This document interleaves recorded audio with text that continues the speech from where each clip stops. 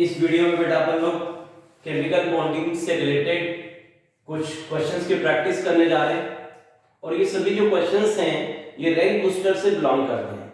किसके क्वेश्चन है बेटा? रैंक बूस्टर के क्वेश्चन हैं, राइट। और टॉपिक है केमिकल बॉन्डिंग, ठीक है। फर्स्ट क्वेश्चन अपन देखने जा रहे हैं बेटा, एनहाइड्रस AlCl3 इज कोवैलेंट। वो क्वेश्चन में हमको कह रहा है कि आपके पास AlCl3 है, एनहाइड्रस है, यानी कि उसके साथ कोई वाटर मॉलिक्यूल नहीं है, राइट। अरे बोलो, एनहाइड्रस को हिंदी में बोलते हैं निर्जलीय। क्या बोलते हैं? निर्जलीय। एनहाइड्रस AlCl3 आपके पास है और वो एक कोवैलेंट कंपाउंड है, राइट। क्वेश्चन में कह रहा है कि AlCl3 एक कोवैलेंट कंपाउंड है और एनहाइड्रस है, यानी कि एब्सेंस ऑफ H2O की बात करता है। होगा भाई? आगे क्या कहता है हमें क्वेश्चन के अंदर? वो एक स्टेटमेंट और देगा हमें, एक बार हम स्टेटमेंट कर। आगे क्वेश्चन में कह रहा है कि लैटिस एनर्जी जो है AlCl3 की लैटिस एनर्जी है 5137 किलोजूल पर मोल। ऐसे बेटा Al+3 के लिए आपको हाइड्रेशन एनर्जी दे रखी है। क्या दे रखी है? Hydration energy. Cl- की भी क्या दे रखी है आपको? Hydration energy. Al+3 की हाइड्रेशन एनर्जी दे रखी है, Cl- की हाइड्रेशन एनर्जी गिवन है और आपको लैटिस एनर्जी गिवन है। AlCl3 से रिलेटेड आपको ये सब डेटा उसमें दे रखे हैं। अब क्या कहता है कि आपको करेक्ट स्टेटमेंट बताना है, राइट। क्या बताना है? करेक्ट स्टेटमेंट बताना है। तो आप मुझे एक बात बताओ पहले कि आपके पास AlCl3 है, राइट। अब इसको वो डिसॉल्व कर रहा है किसके अंदर? वाटर के अंदर, तभी तो हाइड्रेशन एनर्जी की बात कर रहा है। इसका मतलब उसने AlCl3 को वाटर में डिसॉल्व किया है, राइट। किसकी बात कर रहा है बेटा? वो हाइड्रेशन एनर्जी की। इससे हमें हिंट मिला कि AlCl3 को अपन वाटर में डिसॉल्व कर करके देखते हैं क्या होगा। AlCl3 को आप वाटर में डिसॉल्व करोगे तो पहले आपको ब्रेक करना पड़ेगा Al+3 और 3Cl-1। Are you agree?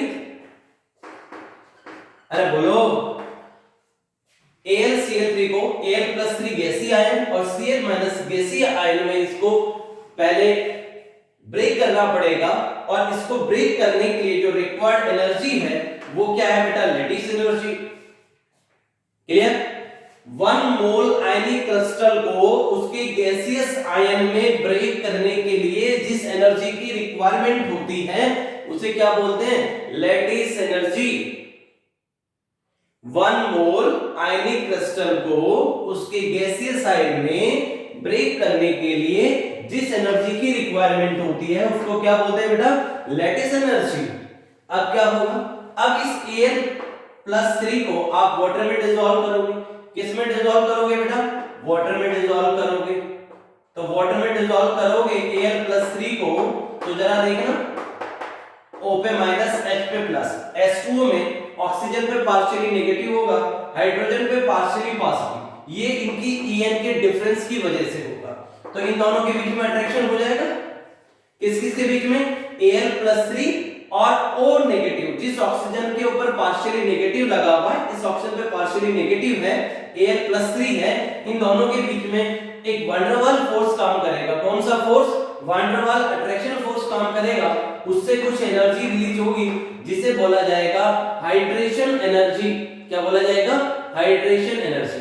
और Al+3 अब एक्वस हो जाएगा वाटर में डिसॉल्व होने के बाद, राइट। ऐसे Cl- को जब हम वाटर में डिसॉल्व करेंगे, किसको बेटा? Cl- को जब हम वाटर में डिसॉल्व करेंगे तो क्या होने वाला है जरा बताओ? Cl- को वाटर के HOH, H पे प्लस O पे नेगेटिव, ये partially positive partially negative electron negativity में डिफरेंस के बिहाफ पे बनाए। Cl- को H2O के H+ के साथ अट्रैक्शन मिलेगा और इस अट्रैक्शन से भी एनर्जी रिलीज होगी जिसे क्या बोलेंगे बेटा? Hydration energy. और अब Cl नेगेटिव नहीं रहेगा, अब Cl एक्वस हो जाएगा। 3Cl- है तो ये 3 टाइम हाइड्रेशन एनर्जी रिलीज करेगा। ये 1 टाइम रिलीज हो गया, 3 टाइम। एक Cl- के लिए है, 3Cl- है तो 3 टाइम हाइड्रेशन एनर्जी यहां रिलीज होगी। समझ में आती है क्या बात? अरे बोलो, अब AlCl3 वाटर में सोल्यूबल होगा या इनसोल्यूबल होगा, इसका पता करने के लिए को अपने को ओवरऑल एनर्जी चेंजेस देखना पड़ेगा। क्या देखना पड़ेगा बेटा? Overall energy changes. तो जरा मुझे बताइएगा, इसके लिए मैं इक्वेशन बनाऊं तो क्या बनेगी? Delta H S, right, overall energy changes को डेल्टा एच एस से लिख रहा हूं, और मुझे लेटिस एनर्जी देनी पड़ेगी delta H L E plus delta H H of air plus 3, right, plus delta H H of Cl minus, लेकिन कितने Cl माइनस से 3, तो 3 से मल्टीप्लाई करें भाई। इस पूरे प्रोसेस में जितना भी एनर्जी चेंजेस हुआ, चाहे वो एनर्जी रिलीज हुई, चाहे वो एनर्जी मैंने उसको दी, सप्लाइड एनर्जी या रिलीज एनर्जी, उन सबका जो टोटल है उसको किससे लिखेंगे बेटा? डेल्टा एच एस से रिप्रेजेंट करते हैं। क्लियर है बात सबको? जितना भी एनर्जी चेंजेस हुआ, ये एनर्जी मैंने दी थी AlCl3 को एयर प्लस 3Cl माइनस में ब्रेक करने के लिए, एनर्जी हमने सप्लाई की थी जिसका नाम लेटिस एनर्जी था। फिर एयर प्लस 3 को जब वाटर में डिसॉल्व किया तो वहां अट्रैक्शन की वजह से हाइड्रेशन एनर्जी रिलीज हुई। ऐसे ही Cl माइनस को वाटर में डिसॉल्व किया तो वहां पे भी हाइड्रेशन एनर्जी रिलीज हुई। अब AlCl3 एक्चुअल में वाटर में डिसॉल्व होगा या नहीं होगा, ये इसके ओवरऑल एनर्जी चेंजेस पे डिपेंड करता है। अब ओवरऑल एनर्जी चेंजेस अगर नेगेटिव में आ गया तो हम कहेंगे कि AlCl3 वाटर में डिसॉल्व हो जाएगा और फिर ये Al+3 एक्वस मिलेगा और ये Cl माइनस एक्वस हो जाएगा। समझ में आती है क्या बात? अरे बोलो। तो अब हमको क्या देखना है? ओवरऑल एनर्जी चेंजेस देखना है। तो overall energy changes delta H S equals to क्या हो जाएगा? Delta H lattice energy, delta H H hydration energy of Al+3 plus hydration energy of Cl minus, और 3Cl माइनस है तो 3 टाइम्स। क्लियर? अब इन वैल्यूज को अपन यहां फार्मूले में फिट कर देते हैं। डेल्टा एच लेटिस एनर्जी दे रखी है 5137, कितनी दे रखी है बेटा? 5137। Delta H H of Al+3 ये दे रखा है बेटा -4665 माइनस Cl के लिए दे रखा है 381, 3 times 3 into 381, right. Cl minus की हाइड्रेशन एनर्जी दे रखी है 381, लेकिन 3 टाइम्स है तो 3 into 381 हो जाएगा। Al+3 की हाइड्रेशन एनर्जी दे रखी है और लेटिस एनर्जी भी दे रखी है। अब इन सबका आप टोटल करके लेके आओगे डेल्टा एच, तो डेल्टा एच एस की वैल्यू लेस देन 0 आएगी, नेगेटिव में आएगी। आप सॉल्व कर लेना घर पे बैठ के आराम से, इसका आंसर जो आएगा वो नेगेटिव में आएगा। क्या आएगी इसकी एनर्जी बेटा? Delta H S overall energy changes जो है वो किस में आएगा? नेगेटिव में आएगा। अरे भाई ये माइनस वाली वैल्यू ज्यादा मिलेंगी, प्लस वाली वैल्यू कम पड़ जाएगी। समझ में आ रही क्या? सीधी सीधी सी बात है। तो नेगेटिव में आएगा आंसर, यानी कि अपन कहें कि overall energy changes less than 0 आएगा। ये आंसर किस में मिलेगा आपको? नेगेटिव में मिलेगा। और जब डेल्टा एच एस की वैल्यू नेगेटिव आ जाती है तो हम क्या कहेंगे कि AlCl3 जो है कंफर्म है कि वाटर में डिसॉल्व हो जाएगा। जो डेटा क्वेश्चन में हमें दिए वो डेटा इस डायरेक्शन में जा रहे हैं कि AlCl3 को वाटर में डिसॉल्व करेंगे तो वो 100% डिसॉल्व हो जाएगा। अरे बोलो भाई, डिसॉल्व हो जाएगा? कंफर्म हुई है बात? मेरी मर्जी से नहीं, मैं डेटा के बिहाफ पे बात कर रहा हूं। इन डेटा के बिहाफ पे AlCl3 को वाटर में डिसॉल्व हो जाना चाहिए, क्योंकि ओवरऑल एनर्जी चेंजेस नेगेटिव में जा रहा है। अच्छी बात है। क्लियर हो गया बात? तो आंसर क्या बनेगा? तो सी ऑप्शन को देखो, this solution will consist hydrated Al+3 and Cl-। वो कहना चाहता है कि सॉल्यूशन में अब Al+3 और Cl- एक्वस स्टेज में मिलेंगे। क्या हाइड्रेटेड बोल दे भले ही एक्वस बोल दे, हाइड्रेटेड का मतलब है कि जलीय। अब नॉर्मल Al+3 नहीं रहा, अब वो क्या हो गया? एक्वस Al+3 हो गया। ऐसे ही Cl- अब नॉर्मल Cl- नहीं रहा, अब एक्वस Cl- हो गया। लेकिन ये बात कब अच्छी लगती है? जब डेल्टा एच एस की वैल्यू नेगेटिव में आ जाती है तो ये बात कंफर्म हो जाती है कि AlCl3 इसमें वाटर में आराम से डिसॉल्व हो जाएगा। तो कोई भी आपको कंपाउंड दे दे, आपको कहे कि भाई ये वाटर में डिसॉल्व होगा या नहीं होगा, तो आप क्या बोलोगे, पहले तो मैं उस कंपाउंड को ब्रेक करूंगा, उसके लिए लैटिस एनर्जी दूंगा, फिर जब वो आयन आएंगे तो उनको डिसॉल्व करूंगा वाटर में, तो डिसॉल्व करने पर हाइड्रेशन एनर्जी रिलीज होगी, फिर मैं इन सब का टोटल करूंगा और वो टोटल नेगेटिव में आएगा, तो मैं कंफर्म बोलूंगा कि वो कंपाउंड वाटर में डिसॉल्व होगा, अदरवाइज नहीं हो पाएगा। तो आपको ये Al+3Cl- मिलेंगे या एक्वस में मिलेंगे? अब हमें जो मिलेगा वो Al+3 एक्वस मिलेगा, Cl- भी एक्वस मिलेगा, ये कंफर्म बात है। उसका रीजन क्या है कि डेल्टा Hs की वैल्यू नेगेटिव में जा रही है। अगर डेल्टा Hs की वैल्यू नेगेटिव में नहीं आती तो मैं आपको ये स्टेटमेंट नहीं दे पाता कि Al+3 एक्वस मिलेगा। अगर हमारा डेल्टा Hs की वैल्यू नेगेटिव में नहीं आती तो हम ये स्टेटमेंट नहीं दे सकते थे कि Al+3 एक्वस बनेगा, मतलब ये पूरा प्रोसीजर होगा ही नहीं। ये कंप्लीट प्रोसीजर कब होगा? जब डेल्टा Hs की वैल्यू किसमें आ जाएगी? नेगेटिव में। तो हम कहेंगे कि फाइनली जो सॉल्यूशन है वो नॉर्मल Al+3 नहीं रखेगा, Al+3 एक्वस रखना पसंद करेगा, Cl- जो है वो एक्वस में रहना पसंद करेगा। उसका रीजन ये है कि ओवरऑल एनर्जी चेंजेस नेगेटिव आ रहा है। किसी को दिक्कत बेटा क्वेश्चन में? नहीं होनी चाहिए आई थिंक। नेक्स्ट क्वेश्चन देखो।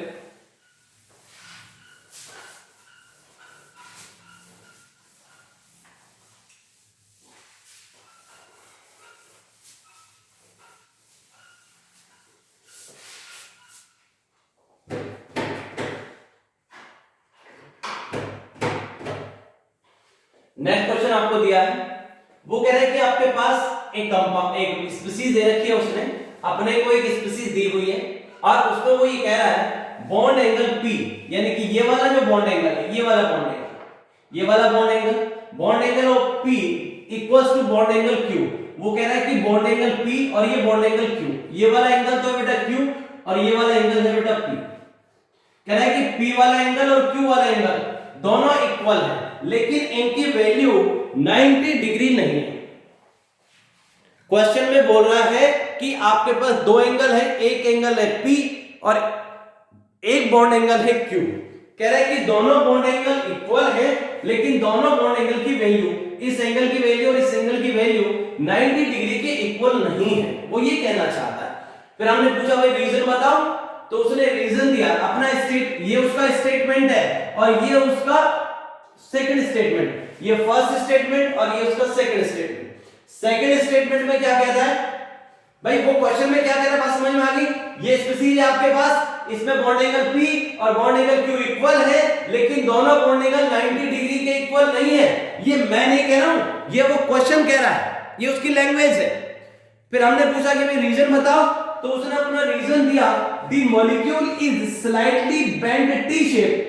बोला कि ये जो मॉलिक्यूल आपको दिख रहा है, ये स्पीसीज जो आपको दिख रही है, ये टी शेप नहीं है। देखो टी ऐसा होता है, टी ऐसा होता है, तो ये कहना चाहता है कि ये टी तो है लेकिन ये थोड़ा ऐसा है, बेंड शेप टी है ये। अरे ये भी टी है और ये भी टी है, इसको तो लिखेंगे टी शेप और इसको लिखेंगे बेंड टी शेप। अच्छा जी, हमने पूछा भाई कि ये बॉन्ड एंगल, ये वाला हमारी नजर तो कहती है 90 डिग्री है, हमारी नजर तो कहती है ये भी 90 डिग्री है। सर ना देखो ना, मैंने मैथ्स में पढ़ा हुआ है, ये बॉन्ड इसके परपेंडिकुलर है 90 डिग्री, ये बॉन्ड भी जो है इसके परपेंडिकुलर है 90 डिग्री, मेरे हिसाब से तो दोनों 90 है। लेकिन वो क्वेश्चन में कह रहा है आपको कि दोनों बॉन्ड एंगल इक्वल्स तो हैं, लेकिन 90 डिग्री के बराबर नहीं है, ना ये 90 है ना ये 90 है, राइट। रीजन क्या दे रहा है? कह रहा है कि ये जो मॉलिक्यूल है ये प्योर टी शेप नहीं है, ये थोड़ा बेंड शेप टी शेप है, टी तो है लेकिन थोड़ा मुड़ा हुआ है। And there is repulsion between lone pair of electron. और क्या कहता है कि यहां लॉन पेयर के बीच में रिपल्शन हो रहा है, लॉन पेयर इलेक्ट्रॉन के बीच में रिपल्शन हो रहा है, इस वजह से ये नॉर्मल टी शेप नहीं है, ये बेंड टी शेप है, और बेंड टी शेप में ये बॉन्ड एंगल 90 डिग्री नहीं हो सकते। तो आप मुझे ये बताइए, क्या स्टेटमेंट फर्स्ट और स्टेटमेंट सेकंड दोनों सही है?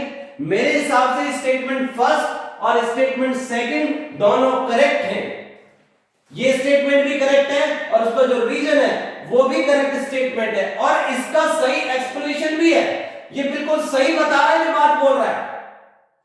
अरे ये स्टेटमेंट भी सही है, ये स्टेटमेंट भी सही है, दोनों स्टेटमेंट करेक्ट हैं और स्टेटमेंट 2 स्टेटमेंट फर्स्ट को बहुत अच्छे से एक्सप्लेन भी कर रहा है। बिल्कुल सही स्टेटमेंट है दूसरे वाला भी। दूसरा स्टेटमेंट फर्स्ट स्टेटमेंट को 100% सही बता रहा है कि इसका यही रीजन बनता है। कैसे बनता है जरा देखो, ध्यान से देखना, बिल्कुल सही बात कर रहा है बेटा, वो बहुत अच्छी बात कर रहा है क्वेश्चन के अंदर। Cl नेगेटिव F आंखें धोखा खा जाएंगी एग्जाम में, आंखों पे नहीं जाना। जो आपको दिख रहा है वो नहीं, जो आपका दिमाग कहता है कि सर ने VSEPR थ्योरी पढ़ाई थी, कौन सी थ्योरी? अरे बोलो भाई, कौन सी थ्योरी? अरे थ्योरी, कौन सी थ्योरी? VSEPR theory. क्या पढ़ाया था VSEPR में? कि लॉन पेयर रिपल्शन सबसे ज्यादा होता है, फिर लॉन पेयर रिपल्शन होता है और सबसे कम रिपल्शन किसके बीच में होता है? बॉन्ड पेयर के। अब Cl के पास लॉन पेयर होंगे, क्लोरीन के पास क्या होंगे? लॉन पेयर होंगे। अरे बोलो, अब इन लॉन पेयर में क्या होगा? रिपल्शन होगा। क्या होगा? रिपल्शन होगा। तो इसके लॉन पेयर के बीच में रिपल्शन होगा, तो लॉन पेयर में रिपल्शन होगा तो ये इधर की तरफ भागेगा, ये इधर की तरफ भागेगा, ये इधर भाग रहा है, ये इधर भाग। लॉन पेयर में जब रिपल्शन होगा तो वह, अरे सबको लॉन पेयर निकालने आते हैं ना, मैंने तो रफली बना दी है, इसमें लॉन पेयर है बस 2 है 3 है, कितने हैं वो आप अपने आप चेक करो, ये आपका खुद का काम है। सारी बातें मैं नहीं बताऊंगा, आप छोटे बच्चे नहीं हो, समझ में आ रही है बात? खुद को पता होना चाहिए कितने लॉन पेयर है। मैंने तो ऐसे लिख दिया किसके पास लॉन पेयर, हाँ ये कंफर्म है 2 है उसके पास। देखो लॉन पेयर में रिपल्शन होगा, तो लॉन पेयर में रिपल्शन होगा तो ये उसको मिनिमाइज करने की कोशिश करेगा, तो मिनिमाइज करने के चक्कर में ये इधर जाएगा और ये इधर आएगा बेटा। सही बात है क्या? लॉन पेयर रिपल्शन को मिनिमाइज करने के लिए एक दूसरे के अपोजिट डायरेक्शन में जाएंगे, ये इधर भागेगा, ये इधर भागेगा, तो जब ये इधर जाएगा तो ये इस वाले बॉन्ड को थोड़ा सा अंदर की तरफ पुश करेगा, ये लॉन पेयर इस बॉन्ड को अंदर की तरफ पुश करेगा। तो ये सिचुएशन ऐसी है, एग्जैक्टली ये सिचुएशन ऐसी है। हम सोच रहे हैं कि ये ऐसे है, हम सोच रहे हैं ये F ऐसे है दोनों, जबकि ऐसे नहीं है। लॉन पेयर के बीच में रिपल्शन हुआ होगा, F ने इसको अंदर की तरफ पुश, ये वाला F जो अंदर की तरफ पुश हो गया, यहां भी लॉन पेयर में रिपल्शन हुआ, इस लॉन पेयर ने इसको F को अंदर की तरफ पुश कर दिया। अब आप बताइए बॉन्ड एंगल, तो ये P बॉन्ड एंगल और ये Q bond angle, bond angle P और Q इक्वल है, ये बात तो सही है, लेकिन दोनों की वैल्यू 90 डिग्री के इक्वल नहीं है, ना तो ये 90 डिग्री है ना ये 90 डिग्री है। 90 डिग्री तो तब होता जब ये यहां तक होता, अगर ये एग्जैक्ट T होता तो 90 डिग्री होता, ये एग्जैक्ट T नहीं है। किसकी वजह से T नहीं है? लॉन पेयर रिपल्सन की वजह से ये एग्जैक्ट T शेप नहीं है, ये बेंट शेप है। एकदम क्लियर है क्या? तो भाई ऐसी सिचुएशन जब बनेगी बेटा आपके सामने, तो आप क्या बोलोगे कि भैया बॉन्ड एंगल तो सेम है, ये बात हमने मान ली, लेकिन 90 डिग्री नहीं है। क्यों नहीं है? आप उसको बताओगे कि लॉन पेयर में रिपल्शन होगा, तो रिपल्शन को मिनिमाइज करने के लिए मॉलिक्यूल इधर की तरफ जाएगा, बॉन्ड पेयर की तरफ, ये भी किधर आएगा? बॉन्ड पेयर की तरफ, तो ये अंदर की तरफ पुश होगा, ये अंदर की तरफ पुश होगा, तो बॉन्ड एंगल 90 डिग्री नहीं आएगा। इक्वल तो रहेंगे लेकिन 90 डिग्री नहीं। तो स्टेटमेंट फर्स्ट सही था, स्टेटमेंट सेकंड जिसको हमने रीजन बोला है, स्टेटमेंट सेकंड भी सही है और इसको बहुत अच्छे से एक्सप्लेन भी कर रहा है। क्लियर होगी बात?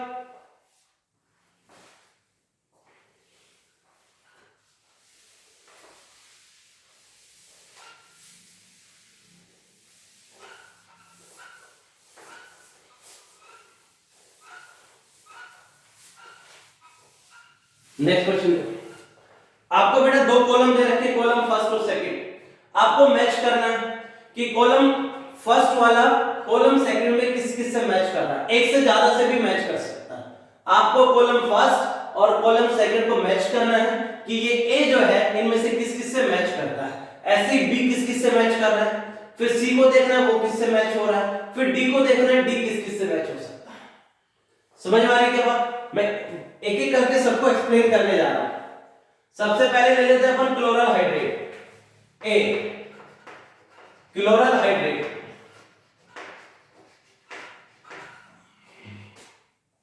Chloral hydrate.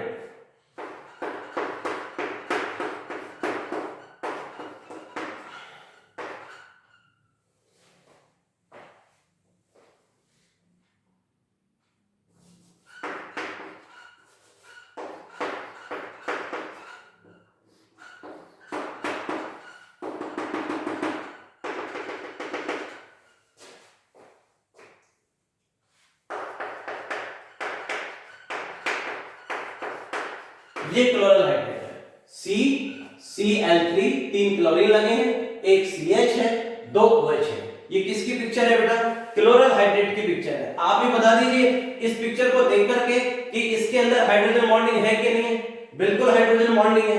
कैसे पता चला सर आपको इसमें हाइड्रोजन बॉन्डिंग है? देखो हाइड्रोजन किधर कौन आ रहा है, हमने आपको बताया हाइड्रोजन की तरफ एक साइड में तो कौन आ जाए? Fluorine, oxygen, nitrogen. अरे बोलो, दूसरी साइड में भी कौन आ जाए? Fluorine, oxygen, nitrogen. लेकिन पर्टिकुलर कोई एक ऐसी सिचुएशन भी हो सकती है कि यहां अगर क्लोरीन भी आ गया, उस केस में भी क्या हो जाती है? हाइड्रोजन बॉन्डिंग हो जाती है। लेकिन ये ओनली फॉर ऑर्गेनिक कंपाउंड्स। ये किसमें होती है? Organic compound. इनऑर्गेनिक कंपाउंड में तो यही कंडीशन है, हाइड्रोजन के राइट साइड में भी फ्लोरीन, ऑक्सीजन, नाइट्रोजन में से होना चाहिए, लेफ्ट साइड में भी फ्लोरीन, ऑक्सीजन, नाइट्रोजन में से होना चाहिए। ये नाइट्रोजन है, फ्लोरीन, ऑक्सीजन, नाइट्रोजन में से। हाइड्रोजन अपने जब दोनों डायरेक्शन में फ्लोरीन, ऑक्सीजन, नाइट्रोजन से सराउंडेड होता है, उस टाइम वहां हाइड्रोजन बॉन्डिंग होती है। तो यहां हाइड्रोजन बॉन्डिंग का फॉर्मेशन हो जाता है आराम से। इन दोनों में से कोई भी, चाहे इधर फ्लोरीन, ऑक्सीजन, नाइट्रोजन होने चाहिए और इधर भी फ्लोरीन, ऑक्सीजन, नाइट्रोजन होने चाहिए। लेकिन ऑर्गेनिक कंपाउंड की बात करें तो फ्लोरीन, ऑक्सीजन, नाइट्रोजन के साथ क्लोरीन भी हो सकता है। समझ में आने के बाद fluorine, oxygen, nitrogen oblique chlorine भी हो सकता है, लेकिन वो कंपाउंड कैसा होना चाहिए? ऑर्गेनिक। तो क्लोरल हाइड्रेट एक ऑर्गेनिक कंपाउंड है जिसके अंदर बेटा ये हाइड्रोजन इधर किससे अटैच है? ऑक्सीजन से, और इधर किससे? क्लोरीन से। ऑर्गेनिक कंपाउंड्स में क्लोरीन को भी कंसीडर करते हैं, तो यहां हाइड्रोजन बॉन्डिंग हो जाएगी। यहां भी क्या हो जाएगी बेटा? Hydrogen bonding. तो इसमें दो जगह हाइड्रोजन बॉन्डिंग होगी, और ये पूरा एक ही मॉलिक्यूल है, एक ही मॉलिक्यूल के अंदर हाइड्रोजन बॉन्डिंग हो रही है, तो इसे क्या बोलेंगे? Intramolecular hydrogen bonding. Intramolecular hydrogen bonding, बिल्कुल सही स्टेटमेंट दिया हमने। हम बोलेंगे ए जो है इंट्रामॉलिक्यूलर हाइड्रोजन बॉन्डिंग, यानी कि ए वाला जो है एस से मैच करता है। किससे मैच कर रहा है बेटा? एस से मैच कर रहा है। इंट्रामॉलिक्यूलर हाइड्रोजन बॉन्डिंग है इसके अंदर। क्लियर हो गई बात? अरे बोलो, एक ही मॉलिक्यूल के अंदर हाइड्रोजन बॉन्डिंग होती है तो उसे इंट्रामॉलिक्यूलर, अलग-अलग मॉलिक्यूल में होती है तो इंटरमॉलिक्यूलर। एक ही मॉलिक्यूल में हाइड्रोजन बॉन्डिंग होती है तो क्या बोलते हैं बेटा? इंट्रा। अलग-अलग मॉलिक्यूल के बीच में होती है, दो मॉलिक्यूल के बीच में होती है तो बोलते हैं इंटर। वो दोनों एक जैसे भी हो सकते हैं, अलग-अलग भी हो सकते हैं। एक ही मॉलिक्यूल में होगी तो इंट्रा, और दो मॉलिक्यूल के बीच में होगी तो इंटर। अब वो दोनों एक जैसे भी हो सकते हैं, अलग भी हो सकते हैं। एक तो इसके अंदर क्या लग रही है बेटा? हाइड्रोजन बॉन्डिंग लग रही है। दूसरी बात, एक वैन डर वाल फोर्स। क्या वैन डर वाल फोर्स लग सकता है? CCl3 CHOH का होल ट्वाइस। ऐसे ही एक और दूसरा मॉलिक्यूल ले लो CHOH। आप मुझे बताओ बिटवीन टू मॉलिक्यूल और बिटवीन टू कंपाउंड्स कौन सा बॉन्ड लग सकता है? वैन डर वाल फोर्स। वैन डर वाल फोर्स हमने बताया था बिटवीन द मॉलिक्यूल्स काम करता है, otherwise between the atom of noble gas. Right? ये जनरल स्टेटमेंट दे रहे हैं हम, जनरल स्टेटमेंट है। राइट? आगे चल के डिटेल में बात करेंगे। तो बेटा ये एक मॉलिक्यूल है, ये भी एक मॉलिक्यूल है, मॉलिक्यूल के बीच में कौन सा फोर्स लग सकता है? वैन डर वाल फोर्स लगता है। तो बेटा हम इसको R से भी मैच करा देंगे कि भाई R से भी मैच कर रहा है। अरे मैं पढ़ा चुका हूं केमिकल बॉन्डिंग के अंदर। अब आप कोई सोचेगी सर नहीं मेरे को ना वैन डर वाल फोर्स क्या होता है वो भी पढ़ा दो, वो नहीं पढ़ा सकते, इतना टाइम नहीं बचा हुआ बेटा एग्जाम के लिए, है ना? फास्ट ट्रैक पे रखे, आप खुद रिवीजन करते रहे, हम केवल आपकी प्रैक्टिस करा सकते हैं, रिवीजन आपको करना पड़ेगा नोट्स पे से। क्लियर? तो बेटा वैन डर वाल फोर्स कहां लगता है? बिटवीन द मॉलिक्यूल्स या between the atom of noble gas. Noble gas के एटम के बीच में या फिर मॉलिक्यूल के बीच में लगता है। ये जनरल स्टेटमेंट है, इसके अलावा भी टाइप होते हैं वैन डर वाल फोर्स के। तो यानी कि ये S से भी मैच करता है और R से भी मैच करता है। दूसरा HF की बात करो, हाइड्रोजन फ्लोराइड HF,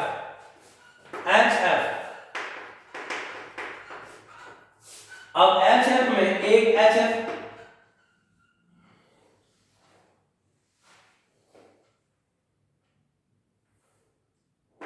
ये दूसरा HF, ये तीसरा HF, ये HF,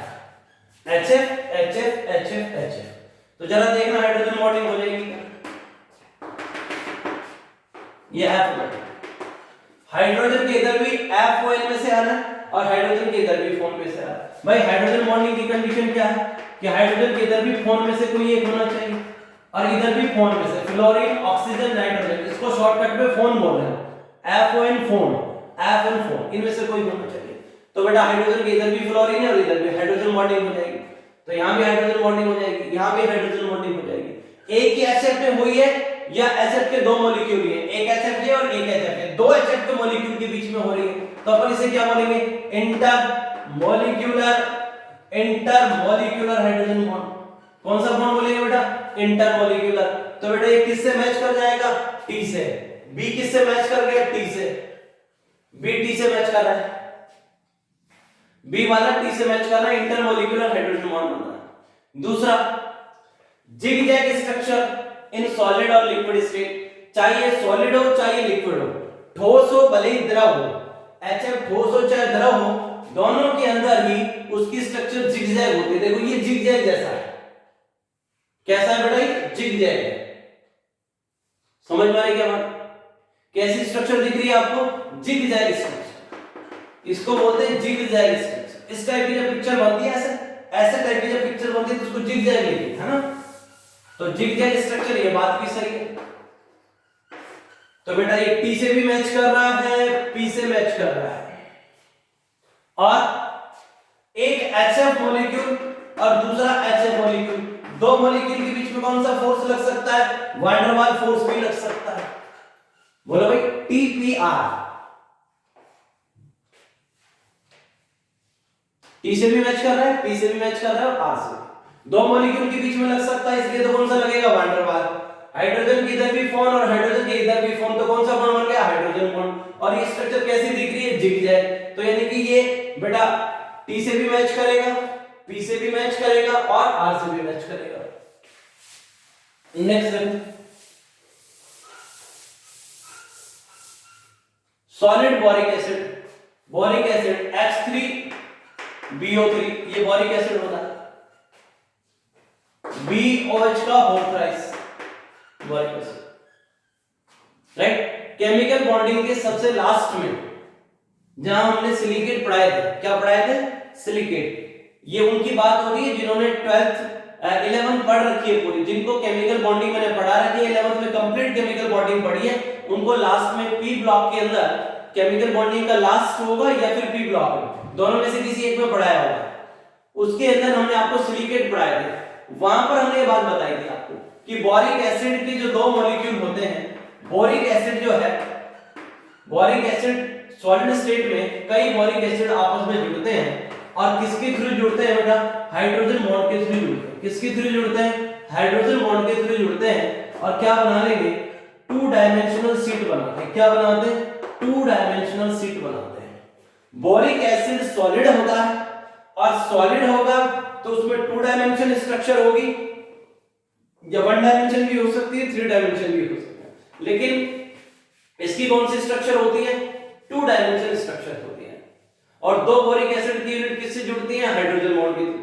एक के बीच में है या दो, इन दोनों के बीच में हाइड्रोजन बॉन्ड लगेगा, तो इसे क्या लिखेंगे? Intermolecular hydrogen. क्या लिखेंगे? Intermolecular hydrogen.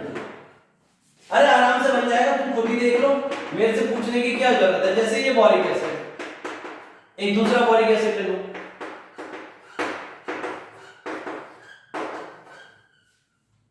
तो देखो कौन सा बॉन्ड बनेगा? हाइड्रोजन के इधर भी फॉर्म में से और हाइड्रोजन के इधर भी फॉर्म में से। तो इस तरीके से जब बोरिक एसिड की यूनिट आपस में ज्वाइन होंगी तो कौन सा बॉन्ड बनेगा उनके बीच में? Intermolecular hydrogen bond. कौन सा बॉन्ड बनेगा बेटा? इंटरमॉलिक्यूलर हाइड्रोजन बॉन्ड, यानी कि T से मैच करेगा। और ये भी मॉलिक्यूल है, ये भी मॉलिक्यूल है, दो मॉलिक्यूल के बीच में कौन सा फोर्स लगता है? वैन डर वाल फोर्स भी लगता है, तो R से भी मैच करेगा। अरे बोलो, दो बोरिक एसिड की यूनिट को जब ज्वाइन कराऊंगा तो हाइड्रोजन के इधर भी फोन आएगा और हाइड्रोजन के इधर भी फोन आएगा। राइट में भी फोन में से मिलेगा ऑक्सीजन, लेफ्ट में भी फोन में से कौन मिल रहा है? ऑक्सीजन। अरे PHON की बात नहीं कर रहे, FON फोन। हाइड्रोजन के राइट साइड में भी फोन में से है, हाइड्रोजन के लेफ्ट साइड में भी फोन में से, तो यहाँ हाइड्रोजन बॉन्ड बनेगा। दो मॉलिक्यूल के बीच में बन रहा है तो इंटरमॉलिक्यूलर बोलेंगे। ये बात क्लियर है? और दो मॉलिक्यूल के बीच में कौन सा फोर्स भी काम कर सकता है? वैन डर वाल फोर्स भी काम कर सकता है। वो अलग बात है कि हाइड्रोजन बॉन्ड वैन डर वाल फोर्स से ज्यादा पावरफुल होता है, इसलिए हाइड्रोजन बॉन्ड को प्रायोरिटी देंगे। प्रायोरिटी किसको देंगे? हाइड्रोजन बॉन्ड को। प्राथमिकता मिलेगी या प्रायोरिटी बोलो या प्राथमिकता की बात करें तो वो किसको मिलेगी? हाइड्रोजन बॉन्ड को। हाइड्रोजन बॉन्ड ज्यादा स्ट्रॉन्गर होता है, किससे बेटा? वैन डर वाल से, लेकिन लग दोनों सकते हैं। अच्छा, और जब दो बोरिक एसिड की यूनिट इंटरमॉलिक्यूलर हाइड्रोजन बॉन्ड करके एक दूसरे से जुड़ेंगी तो सॉलिड स्टेट के अंदर जब वो सॉलिड होंगी उस टाइम कौन सी शीट बनाती है? 2 डायमेंशन शीट बनाती है। ये बात हमने आपको पहले भी पढ़ा रखी है। क्लियर? तो ये किससे मैच करेगा? T से मैच कर रहा है, इंटरमॉलिक्यूलर हाइड्रोजन बॉन्डिंग। R है वैन डर वाल फोर्स, बिल्कुल। और 2 डायमेंशनल शीट Q से भी मैच करता है, TRQ से मैच करता है। आगे देखो, सल्फ्यूरिक एसिड। सल्फ्यूरिक एसिड,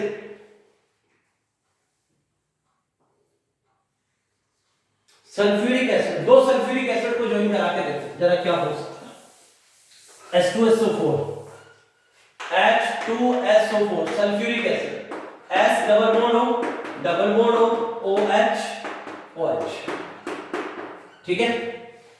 ये सल्फ्यूरिक एसिड,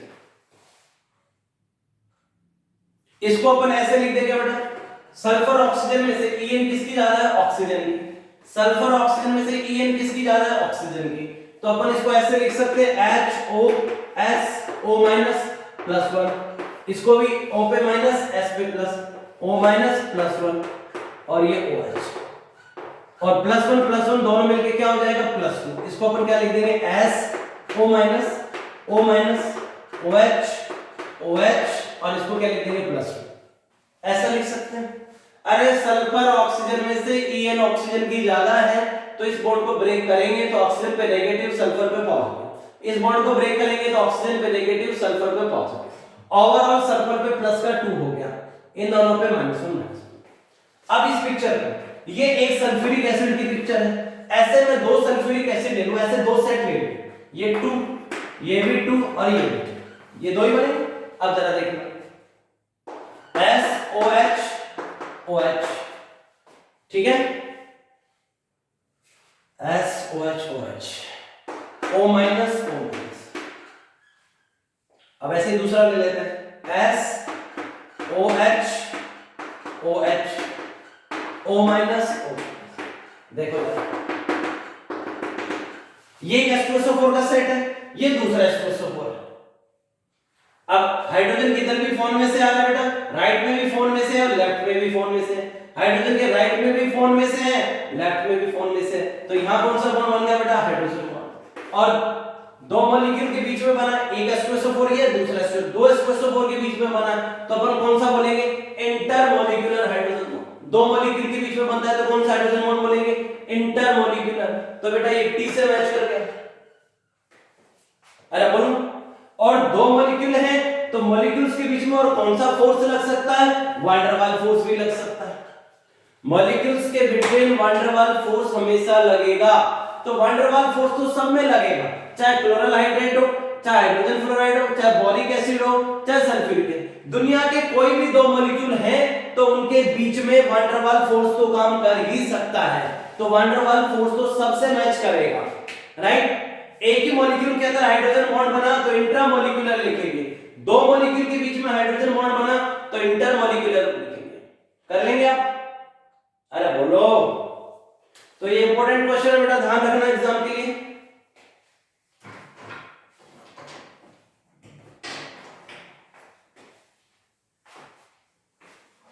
इसमें किसी को दिक्कत है H2SO4 में? इस बॉन्ड को ब्रेक कर लिया, ऑक्सीजन की एन ज्यादा, इस पे माइनस, इस पे प्लस, ऑक्सीजन की एन ज्यादा, इस पे माइनस, इसके ऊपर प्लस, ये सीन बन गया। +1 कितना हो गया? +1। अब ऐसे दो सेट को आपस में जब जोड़ेंगे तो उनके बीच में हाइड्रोजन बॉन्ड बन जाएगा। क्लियर? हाइड्रोजन बॉन्ड कब बनेगा? जब दोनों साइड में कौन मिलेगा? हाइड्रोजन के राइट में भी फोन हो, लेफ्ट में भी फोन हो। लेकिन ऑर्गेनिक कंपाउंड है तो क्लोरीन को भी कंसीडर करते हैं, ऑर्गेनिक कंपाउंड्स में क्लोरीन को भी कंसीडर करते हैं। और दो मॉलिक्यूल हैं तो उनके बीच में वैन डर वाल्स फोर्स तो हमेशा ही लगता है, ये कोई पूछने की बात नहीं है। ठीक, क्लियर है बेटा? नेक्स्ट क्वेश्चन देखो, how many maximum atom lies in the same plane of CH2SF4। इसमें पूछ रहा है कि कितने एटम है जो एक ही प्लेन में है। CH2SF4 के अंदर ऐसे कितने एटम हैं जो एक ही प्लेन में है? क्वेश्चन समझ में आ गया? इसके कितने एटम एक ही प्लेन में है? तो अपन इसकी स्ट्रक्चर बना के देखें तो कार्बन से कितने हाइड्रोजन है बेटा? 2 हाइड्रोजन लगे हुए हैं। कार्बन और सल्फर, सल्फर से कितने फ्लोरीन लगे हुए? 4, 1 2 3 और 1 4। ठीक, कार्बन कितने बॉन्ड बनाता है? 4। कार्बन की वैलेंसी होती है 4, सल्फर की वैलेंसी 4 भी होती है और 6 भी होती है। तो कार्बन क्या बनाएगा? डबल। क्या बनाएगा? डबल। तो 1 2 3 4, कार्बन की वैलेंसी 4 हो जाएगी, सल्फर की 1 2 3 4 5 6। क्लियर? स्ट्रक्चर बनाते टाइम ध्यान रखें कि कार्बन की वैलेंसी 4 होती है तो 4 ही रहनी चाहिए। कम पड़ रहा है, अगर उसकी वैलेंसी कम आ रही है तो आप वहां डबल बॉन्ड बना सकते हैं, ट्रिपल बॉन्ड बना सकते हैं। ठीक, अरे बोलो, सल्फर की वैलेंसी 6 रहनी चाहिए। क्या रहनी चाहिए? 6। 4 भी होती है, 6 भी होती है। अगर सल्फर में सारे बॉन्ड सिंगल हैं और वैलेंसी सेटिस्फाई नहीं हो रही है तो पर्टिकुलर हो सकता है कोई बॉन्ड उसके अंदर डबल हो, जैसे यहां डबल। भाई पहले तो मैंने क्या किया, देखो, एक कार्बन, उससे 2 हाइड्रोजन लगे, मैंने 2 हाइड्रोजन लगा दिए। फिर एक सल्फर लगा था, सल्फर लगा दिया। फिर उस सल्फर से 4 फ्लोरीन लगे हुए थे, 1 2 3 4, 4 फ्लोरीन लगा दिए। अब मैंने इस पिक्चर को देखा कि कार्बन ने 1 2 3 ही बॉन्ड बनाए, जबकि कार्बन कितने बनाता है? 4। ये तो गलत बात है। सल्फर कितने बनाता है? 4 या 6। तो यहां कितने? 1 2 3 4 और 5। सल्फर ने कितने बना रखे? 5। बनाने कितने चाहिए? 4 और 6। मतलब ये भी परेशान है और ये भी परेशान। ये बनाना चाहता है 4, कितने हैं? 3। ये बनाना चाहता है 6, 4 या 6 हैं कितने? 1 2 3 4 5। ये देखिए गलत हो रहा है, कार्बन के साथ भी गलत हो रहा है, सल्फर के साथ भी गलत हो रहा है। इसका मतलब ये पिक्चर सही नहीं है। मुझे यहां क्या बना देना चाहिए? डबल। क्या बना देना चाहिए? डबल। अब हो जाएगा 1 2 3 4, ये हो जाएगा 1 2 3 4 5 6, दोनों सेटिस्फाई हो जाएंगे। क्लियर होगी बात? ये इसकी पिक्चर होगी। अब यहां पर हम कार्बन का अगर हाइब्रिडाइजेशन देखें तो सिंगल में 1 सिग्मा, सिंगल में 1 सिग्मा, डबल में 1 सिग्मा 1 पाई। तो इस कार्बन के पास कितने सिग्मा हो गए? 3 सिग्मा का मतलब हाइब्रिडाइजेशन हो गया sp2। 1 सिग्मा सिंगल में मैंने सिखा रखा है सिंगल बॉन्ड में 1 सिग्मा, डबल में 1 सिग्मा 1 पाई, ट्रिपल के अंदर 1 सिग्मा और 2 पाई। लेकिन हाइब्रिडाइजेशन में केवल सिग्मा को काउंट करते हैं। क्लियर है? तो बेटा 1 सिग्मा 2 सिग्मा, 1 इसमें 1 इसमें, और डबल में भी 1 सिग्मा 1 पाई। तो इस कार्बन के रेस्पेक्ट में कितने सिग्मा हो गए? 1 2 और 1 इसमें 3। तो हाइब्रिडाइजेशन क्या बनेगा? sp2। यहां सल्फर के पास देखो, एक सिंगल में 1 सिग्मा मिलेगा, 1 2 3 4 सिग्मा तो ये हो जाएंगे। डबल में 1 सिग्मा 1 पाई, तो टोटल कितना हो गया? 5 में हाइब्रिडाइजेशन बनेगा sp3d। क्या बनेगा? sp3d। अब sp2 क्या होता है बेटा? ट्राइगोनल प्लेनर होता है। ट्राइगोनल प्लेनर क्या होता है? ट्राइगोनल प्लेनर, त्रिकोणीय समतलीय। और उसने पूछा अपने से कि कितने एटम एक प्लेन से, जिसकी ज्योमेट्री ही प्लेनर है। अरे कार्बन का यहां हाइब्रिडाइजेशन क्या रहा है? sp2, तो ज्योमेट्री है ट्राइगोनल प्लेनर, यानी कि कार्बन से अटैच जितने भी एटम हैं वो एक ही प्लेन में रहते हैं। समझ में आ रही क्या बात? अरे बोलो, ट्राइगोनल प्लेनर आ रही है कार्बन का हाइब्रिडाइजेशन sp2, तो ज्योमेट्री बनेगी ट्राइगोनल प्लेनर, यानी कि कार्बन से जो तीनों एटम लगे हैं ये एक ही प्लेन के हैं। ट्राइगोनल में है लेकिन एक ही प्लेन के हैं, तो इससे लगे हुए एटम एक ही प्लेन में मिलेंगे। बहुत अच्छी बात है। इस सल्फर का हाइब्रिडाइजेशन क्या रहा है? sp3d। क्या रहा है? sp3d। और जब देखो जरा sp3d हाइब्रिडाइजेशन होता जब आपके पास sp3 डिहाइब्रिडाइजेशन होता है तो ऐसा बनता है, एक ट्राइगोनल होता है और ये दो पिरामिड। sp3d ऐसा ही होता है, ये तो ट्राइगोनल हो गया और ये दो उसके परपेंडिकुलर हो गए, ये तो ट्राइगोनल हो गया और दो पिरामिड हो गए परपेंडिकुलर, एक ये और एक ए है, उससे 1 2 3, एक तो ट्राइगोनल बन गया, एक उसके ऊपर लगा और एक उसके नीचे लगा। समझ में आई क्या बात? अब आप मुझे एक बात बताओ, ये वाला जो ट्राइगोनल है इसको लिख दूं मैं sp2 प्लस pd, तो इनका टोटल क्या हो जाएगा sp3d, क्या हो जाएगा sp3d। एक्चुअल में sp3d को ब्रेक कर सकते हैं हम sp2 प्लस pd, ये तो हो गया sp2 ट्राइगोनल, ये हो गया sp2 ट्राइगोनल प्लेनर और ये दोनों मिलकर के बन गया pd। समझ में आ रही क्या बात? sp3d हाइब्रिडाइजेशन को दो सेगमेंट में डिवाइड किया जा सकता है, sp2 ट्राइगोनल प्लेनर, ये बन गया ट्राइगोनल प्लेनर और जो इसके परपेंडिकुलर है वो pd है। तो यानी कि इससे एरिया में जितने भी एटम आएंगे, ये वाले जो भी आएंगे, ये ट्राइगोनल प्लेनर वाले क्या है, ट्राइगोनल प्लेनर। क्या है बेटा ये ट्राइगोनल प्लेनर। तो इस वाले में आएंगे वो एक ही प्लेन के रहेंगे, ये एक ही प्लेन के, कौन से वाले, ट्राइगोनल प्लेनर, ये sp2 और इन दोनों को मिला के pd, तो सबको जोड़ दे तो sp3d हाइब्रिडाइजेशन होता है। इस तरीके से sp3d को दो सेगमेंट में तोड़ करके सोचा जा सकता है। तो अब आप बताओ कितने एटम एक प्लेन में हो गए, जरा देखना। यहां हाइब्रिडाइजेशन कार्बन का क्या है sp2, तो इससे ये और ये 1 2 3 अटैच है, इस कार्बन से कौन अटैच है, दो हाइड्रोजन, इस कार्बन से एक सल्फर अटैच है, एक सल्फर, तो इन तीनों को मिलाकर ये एक ट्राइगोनल प्लेनर है इस कार्बन के रेस्पेक्ट में। अब सल्फर के रेस्पेक्ट में बात करो तो सल्फर के रेस्पेक्ट में देखना जरा, 1 2 3, ये तो ट्राइगोनल हो गया। आप जैसे मान लो कि यहां कार्बन हो गया, यहां 2 फ्लोरीन हो गए और 2 फ्लोरीन ये हो गए, तो ये वाला जो सेक्शन है, ये वाला, अरे आप बोर्ड पे मत जाओ, ये कार्बन हो गया, ये तो कार्बन हो गया, 2 फ्लोरीन हो गए और ये 2 फ्लोरीन है, तो ये वाला जो सेगमेंट है, sp2 वाला जो सेक्शन है वो तो ट्राइगोनल प्लेनर, और जो ट्राइगोनल प्लेनर सेक्शन में आएगा वो सब एक ही प्लेन के होंगे।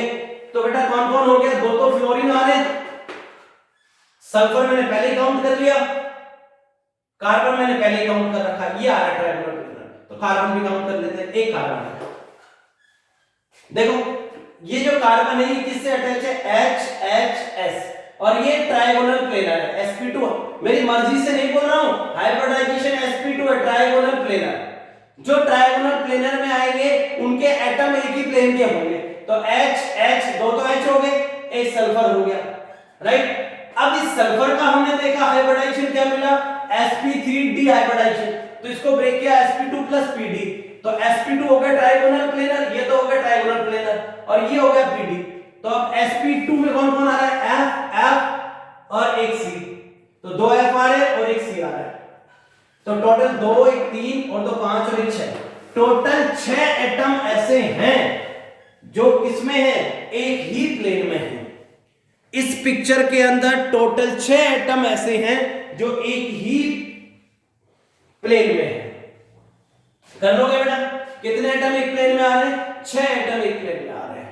और आपने नई बात क्या सीखी है कि sp3d को sp2 प्लस pd रीड कर सकते हो, ट्राइगोनल प्लेनर वाला सेक्शन sp2 हो जाएगा और जो ये वर्टिकल लाइन है ये pd हो जाएगी, ये जो वर्टिकल लाइन ये तो हो जाएगा p और ये तो इन दोनों को मिला के बनेगा pd, इन तीनों को मिला के बनेगा sp2। ठीक बात है क्या? तो टोटल 6 एटम ऐसे आ रहे हैं जो एक ही प्लेन से बिलोंग करते हैं, सेम प्लेन में रहते हैं, एक ही तल में रहते हैं। समझ में आ रही क्या बात? अरे जो ट्राइगोनल प्लेनर में आ रहा था इस पिक्चर के अंदर, जो भी एटम ट्राइगोनल प्लेनर पिक्चर में आएगा वो सेम प्लेन से बिलोंग करेगा। इस क्वेश्चन की बात कर रहे हैं। चलो नेक्स्ट क्वेश्चन बोलो। नेक्स्ट क्वेश्चन हमको कह रहा है how many hydrogen bonded molecules are associated in CuSO4 5s2। वो कह रहा है आपके पास CuSO4 .5s2 है, इन 5 H2O में से कितने H2O ऐसे हैं, इन 5 में से, इन 5 H2O में से कितने H2O ऐसे हैं जो हाइड्रोजन बॉन्ड बना रहे हैं, जो क्या बना रहे हैं बेटा, हाइड्रोजन बॉन्ड बना रहे हैं। वो कह रहा है कि CuSO4.5H2 ये आपके पास एक मॉलिक्यूल है, इसमें से कितने H2O ऐसे हैं जो हाइड्रोजन बॉन्ड में पार्टिसिपेट कर रहे हैं। चलो देखते हैं।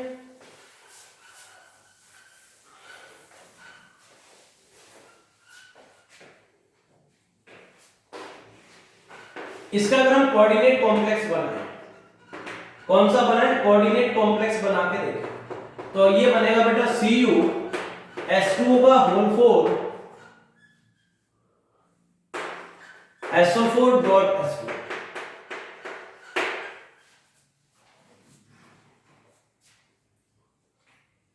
कॉपर का जनरली कोऑर्डिनेशन नंबर जो होता है वो कितना होता है, 4 होता है।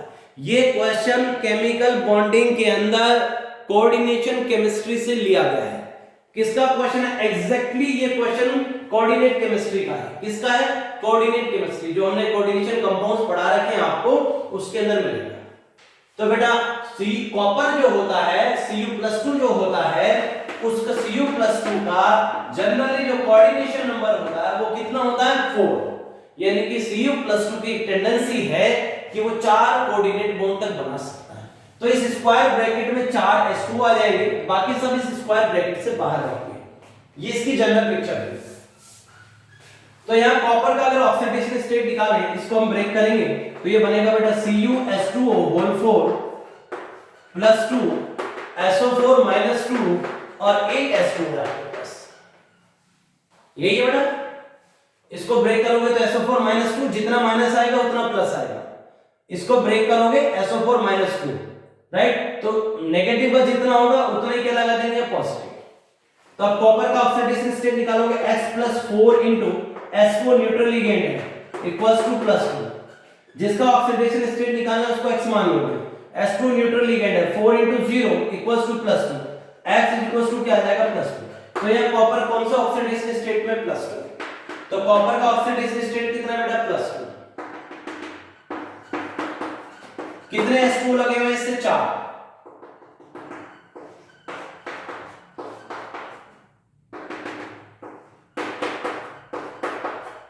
OP minus HP plus, OP minus HP plus, OP minus HP plus. ठीक है, ये प्लस माइनस भी मत बनाओ, मत बनाओ, कोई जरूरत नहीं, कोई जरूरत नहीं, मत बनाओ। कॉपर का ऑक्सीडेशन स्टेट कितना है, +2। कितने H2 लगे, 1 2 3 तो मैंने लगा दी, अभी एक और लगा देते हैं, 4 हो गए। यहां तक की कहानी क्लियर, 4 H2। इसके बाद एक SO4 माइनस 2 है, एक क्या है, SO4 माइनस 2, और एक क्या बच गया बेटा, H2। अब इसको कैसे लिखेंगे, एक SO4 माइनस 2 है और एक H2 है, तो SO4 माइनस 2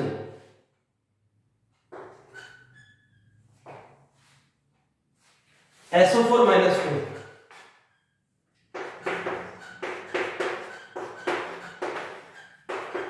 ये SO4 माइनस 2 क्या हो गया, SO4 माइनस 2, और एक क्या है बेटा इसके साथ, H2। एक क्या है बेटा इसके साथ, H2।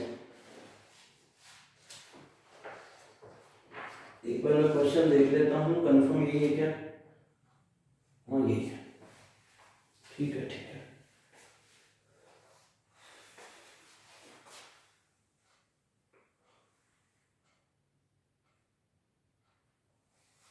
एक SO4 माइनस 2 बच गया और एक H2 बचा।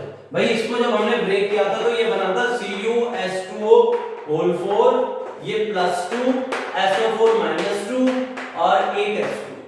तो देखो ये तो हो गया हमारा CuS2 का होल 4 हो गया, एक SO4 माइनस 2 है और एक H2 है, H2OH, एक H2O भी तो है, ये हो गया CuS2 का होल 4, ये रहा CuS2 का होल 4, ये रहा एक SO4 माइनस 2, ये रहा और एक H2 है, ये रहा। इन दोनों के बीच में कौन सा बॉन्ड बन जाएगा,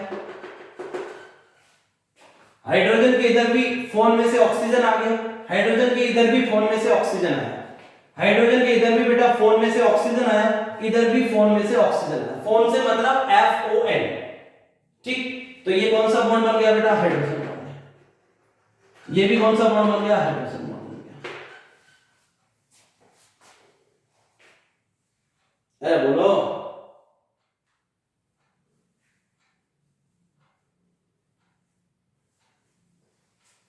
और H2 के पास 2 लोन पेयर होते हैं। 2 क्या होते हैं? Lone pair. अब इनके बीच में बॉन्ड बन गया।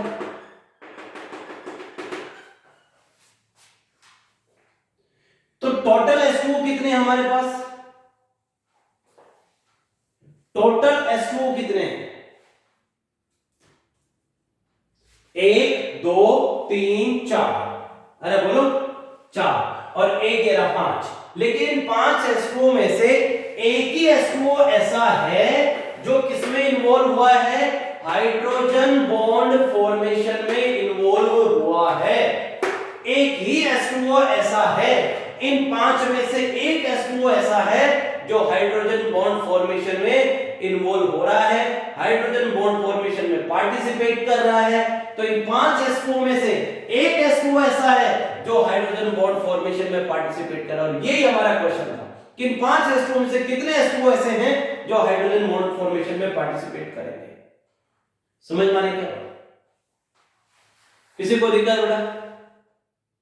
अरे ये तो ऑक्सीजन पे नेगेटिव, हाइड्रोजन पे पॉजिटिव, ऑक्सीजन पे नेगेटिव, हाइड्रोजन पे पॉजिटिव। अब इस पॉजिटिव को इससे अट्रैक्शन मिल जाएगा, इसके लोन पेयर से।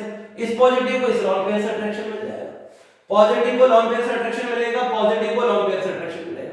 और ये दोनों हाइड्रोजन, ये इस वाले H2O के, इस वाले H2O के दोनों हाइड्रोजन बॉन्ड बनाने में काम आ रहे हैं। तो अपन क्या कहेंगे कि इन 5 H2O में से एक ही H2O ऐसा है जो कौन सा बॉन्ड बनाने को तैयार है? हाइड्रोजन बॉन्ड बनाने को तैयार है। कौन सा बॉन्ड बनाने को तैयार है? हाइड्रोजन बॉन्ड बनाने को तैयार है। अरे बोल। और यहां कौन सा बॉन्ड बनेंगे? कोऑर्डिनेट। ध्यान रखना, ये डोनर है, ये रिसीवर है। ये डोनर है, ये रिसीवर है। ये डोनर है, ये रिसीवर, ये दाता, ये ग्राही, ये दाता, ये ग्राही, ये दाता, ये ग्राही। ये donor receiver, donor receiver, donor receiver, donor receiver. Donor receiver के बीच में कौन सा बॉन्ड बनता है? Coordinate bond. यहां एक कोऑर्डिनेट बॉन्ड रहा है, यहां हाइड्रोजन बॉन्ड रहा। अरे बोलो, ऑक्सीजन हाइड्रोजन के बीच में यहां कौन सा बॉन्ड मिलेगा? कोवैलेंट बॉन्ड है। यहां कौन सा होता है? कोवैलेंट। अरे ये नॉन मेटल, ये भी क्या है? Non metal. नॉन मेटल के बीच में कौन सा बनता है? कोवैलेंट बॉन्ड बनता है। ये डोनर और ये रिसीवर, डोनर रिसीवर के बीच में कौन सा बनता है? कोऑर्डिनेट बॉन्ड बनता है। कौन सा बॉन्ड बनता है? कोऑर्डिनेट बॉन्ड बनता है। और यहां कौन सा बॉन्ड बना हुआ है? हाइड्रोजन बॉन्ड बना हुआ है। तो इसमें हाइड्रोजन बॉन्ड भी है, यस। इसमें कोवैलेंट बॉन्ड भी है, यस। इसमें कोऑर्डिनेट बॉन्ड भी है, यस। ये डोनर, ये रिसीवर, कोऑर्डिनेट बनेगा।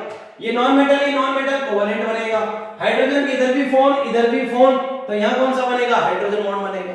तो CuSO4.5H2O में से एक H2O ऐसा है जो हाइड्रोजन बॉन्ड फॉर्मेशन में पार्टिसिपेट करेगा, हाइड्रोजन बंध के निर्माण में भाग लेगा। एक ही H2O ऐसा है जो हाइड्रोजन बॉन्ड के फॉर्मेशन में पार्टिसिपेट करेगा, हाइड्रोजन बंध बनने के निर्माण में भाग लेगा। और इसके अंदर ओवरऑल देखें, पूरी पिक्चर को देखें तो इसमें कोऑर्डिनेट बॉन्ड भी है, कहीं पे कोवैलेंट बॉन्ड है, कहीं पे हाइड्रोजन बॉन्ड है। क्लियर है क्या बेटा? इस लेक्चर को यही फिनिश करता है।